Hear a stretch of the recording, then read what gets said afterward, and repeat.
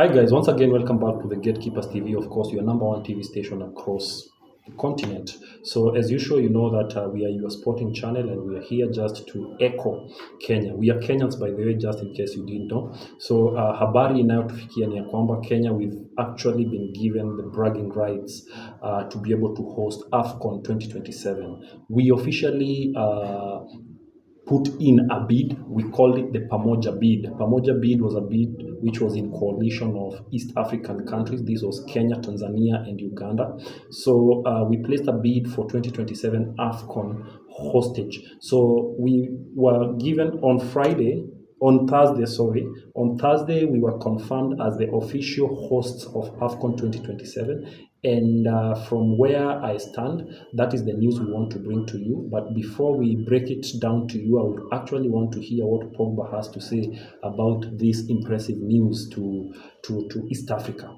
Well, hii ni shughuli ambayo nadhani labda kama wanaafrika Mashariki tumechukua hatua kubwa, kwa sababu ukiangalia Kenya, Uganda na Tanzania ni nchi ambazo tumekuwa tukijaribu sana kukuza mpira wetu uweze kufika juu, na nadhani hata Tanzania asubuhi nilikuwa natizama habari zao, wana furaha sana sasa na ndugu zetu wa Uganda. So hii pia itakuza, kwa sababu nchi zote tatu tayari washaanza matayarisho na wote wanajenga of course stadiums huku nje. Kwa hivyo it is a good move and we expect more from it. So guys, my pundit here will be talking to you in Swahili to represent Tanzania. So of course I'm here for Kenya and Uganda. East so Africa. If you know, you know. So it's the first time this is happening. East Africa has never hosted Afcon, so we are doing it for the first time in 2027. But before that, we have Afcon, which will be coming in 2024. The country which has been given the bragging right to be hosting it will be Morocco. Morocco won the bid to host the Afcon 2024. So are you also excited about Afcon coming in 2024? Yeah, furaha ninayo. Morocco itakuwa nchi ya kwanza. Okay, itakuwa after wameshinda kwa nini hilo, nadhani itakuwa ni kitu cha maana kwa Morocco pia, kwa sababu ni nchi ya Waarabu, sio? Kabisa. Ndio, so ikitoka kwa Waarabu, of course for the first time since, kwa mara ya kwanza nadhani inakuja hapa Afrika Mashariki, which is I'm very much anticipating for that. Kwa sababu sisi ni wa Kenya, because we are Kenyans and we are East Africa. So the other question I want to pose is this to our leaders, to our nations. How ready are we prepared in terms of our stadiums? Are we waiting until 2027 for our stadiums to be ready? Back here at home in Kenya, we've seen the Moi International Sports Center Kasarani was officially closed like a week ago. Nyayo Stadium was officially closed a week ago. We have a new stadium along Ngong Road in Talanta Stadium. It's in the planning. Ababu Namwamba, our sports CS, confirmed that it's in the process of being constructed. It's a 60,000 capacity stadium. All these are good news, which if they're put into action, implemented and well done, it will be a win for football to us Kenyans, because tutakuwa na stadiums, more stadiums. What more stadiums means that more capacity to host international events. So back in Tanzania, how many stadiums do you guys have? Well, Tanzania viwanja vipo, but kiwanja kikubwa pale Tanzania ni uwanja wa Mkapa International Stadium, na uwanja huo hivi sasa uko katika maendeleo, na sio hilo peke yake. Nadhani Tanzania una maendeleo ya viwanja kadhaa. Upande wa Uganda bado hawajatoa tamko, lakini nadhani pia wao maandalizi yameshaanza.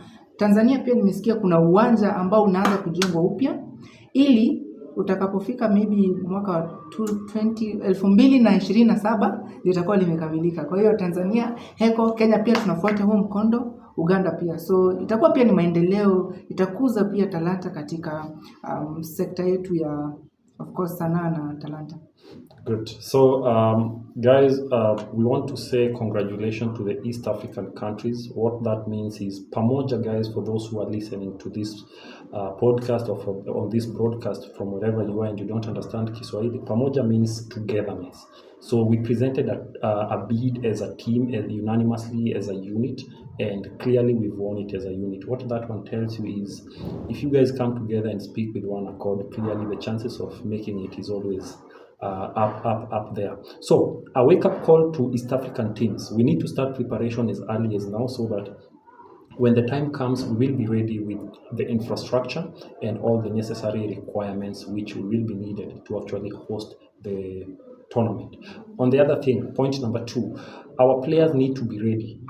We just not need to be there in terms of, let's not behave like Saudi Arabia, who, when they were given the rights to host World Cup, they just appeared in World Cup and were eliminated in the first round. We want to see one of the East African countries at least going until the semis or even clinching this trophy.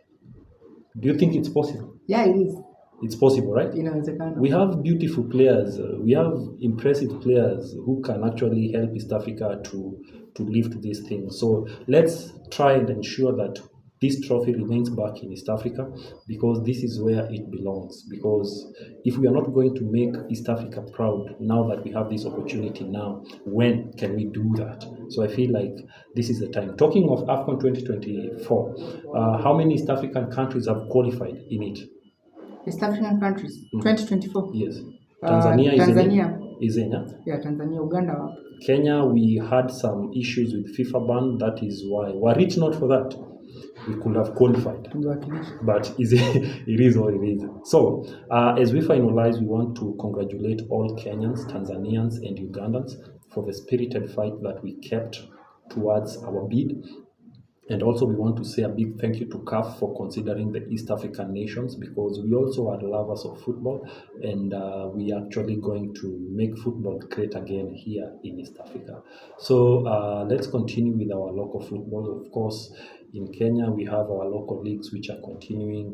In Uganda and Tanzania, they are doing the same. So let's continue sharpening our skills so that by the time that time comes, we will actually make the citizens proud and make sure that football is remembered forever.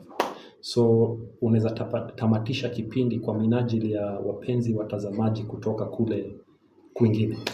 Wana-Afrika Mashariki, nadhani wakati ndio huu sasa tuweze kupandisha hadhi yetu, mpira wetu na wachezaji wetu, sababu hapa Kenya of course tuna wachezaji akina Michael Olunga na akina Ayub Timbe. Tanzania tuko na Thomas Ulimwengu na akina Samata. Uganda tuna akina Okwi na akina Onyango. Kwa hiyo wakati ndio huu, nadhani pamoja inawezekana. Kwa hiyo 2027 Afcon yaja nyumbani.